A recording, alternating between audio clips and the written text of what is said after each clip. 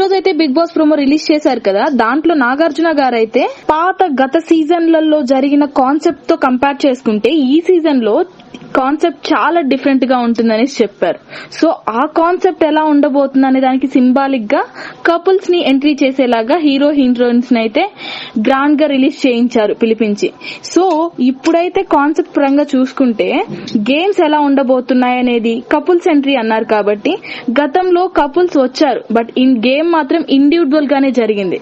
But ఇప్పుడు వచ్చే games మాత్రం కపుల్స్ కి మధ్యలో పెడతారో లేకుంటే కపుల్ మధ్యలోనే పెడతారో అనేది తెలీదు.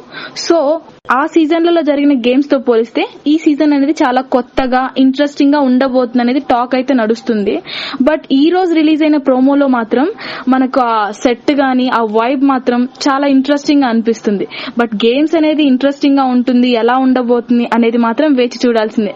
ఈ రోజు అయితే బిగ్ బాస్ ప్రోమో రిలీజ్ చేశారు కదా. దాంట్లో నాగార్జున గారు అయితే గత సీజన్లలో జరిగిన కాన్సెప్ట్ తో కంపేర్ చేసుకుంటే ఈ సీజన్ లో కాన్సెప్ట్ చాలా డిఫరెంట్ గా ఉంటుందని చెప్పారు.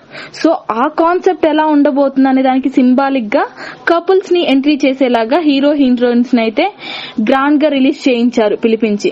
సో ఇప్పుడైతే కాన్సెప్ట్ పరంగా చూసుకుంటే గేమ్స్ ఎలా ఉండబోతున్నాయి అనేది కపుల్స్ ఎంట్రీ అన్నారు కాబట్టి గతంలో కపుల్స్ వచ్చారు, బట్ ఇన్ గేమ్ మాత్రం ఇండివిజువల్ గానే జరిగింది.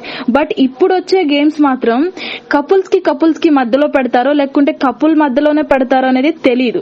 సో ఆ సీజన్లలో జరిగిన గేమ్స్ తో పోలిస్తే ఈ సీజన్ అనేది చాలా కొత్తగా ఇంట్రెస్టింగ్ గా ఉండబోతుంది అనేది టాక్ అయితే నడుస్తుంది.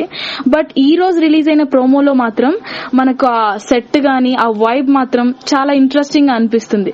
బట్ గేమ్స్ అనేది ఇంట్రెస్టింగ్ గా ఉంటుంది, ఎలా ఉండబోతుంది అనేది మాత్రం వేచి చూడాల్సిందే.